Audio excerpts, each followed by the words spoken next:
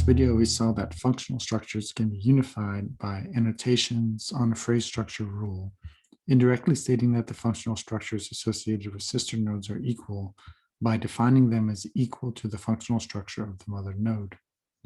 But we do not always want functional structures to unify. For example, the subject and object of a sentence can have distinct functional structures with different grammatical features that do not have to agree. Consider the sentence, Kim read those books. The subject noun phrase, Kim, is singular, but the object noun phrase is plural. If our syntactic structure unifies these functional structures, we end up with a problem since we cannot have the attribute number with both a singular and a plural value. At the same time, we still want a representation in which the functional structures are linked, as this will be important later on when we want to be able to refer to different parts of the structure. The main way functional structures are kept distinct but still linked together is by embedding a functional structure as the value of a special attribute called grammatical relations or grammatical functions. Grammatical relations are attributes whose value is a functional structure, that is, an entire AVM. The most commonly used grammatical relations are subject and object. Let's return to the sentence, Kim read many books, but now we will make the functional structure associated with Kim the value of the attribute subject, and the functional structure associated with those books will be the value of the attribute object. We do this by annotating the phrase structure rules that allow a subject noun phrase to be placed before the verb and an object noun phrase after the verb. We want an equation that refers to the mother node's functional structure. So that's an asterisk with a circumflex followed by phi. And specifically, we want to define the value of the attribute subject in that functional structure. The way we want to define it is with the functional structure of this node, which we write as an asterisk followed by phi.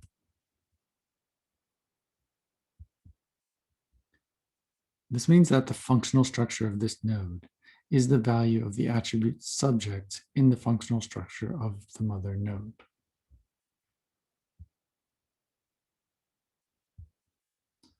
We can do the same for our object rule, saying that the functional structure of the noun phrase following the verb is the value of an attribute object, which is found in the mother node's F structure.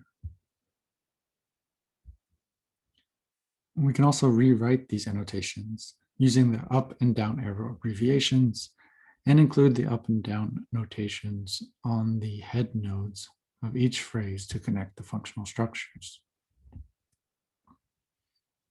In this way, we end up with separate functional structures for each argument, but these structures are all connected in one larger functional structure for the sentence as a whole.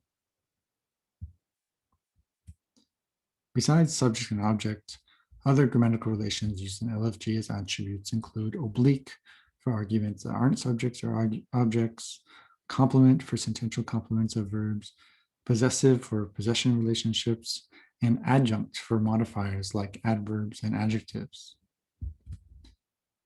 If we return to our noun phrase, the little brown dog, we want the functional structures of both adjectives to be the value of an adjunct attribute. But in this case, there are reasons why we don't want to unify the functional structures. Instead, we want to join these two functional structures together in a set of functional structures. This is represented by curly brackets. Sets have unique properties that we won't discuss in these videos, but it is good to be aware that a set of functional structures is considered a single value of an attribute.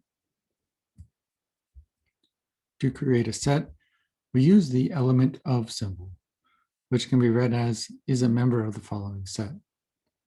For this annotation, we want to say that the functional structure associated with this node is a member in a set, which is the value of the attribute adjunct in the functional structure associated with the node above.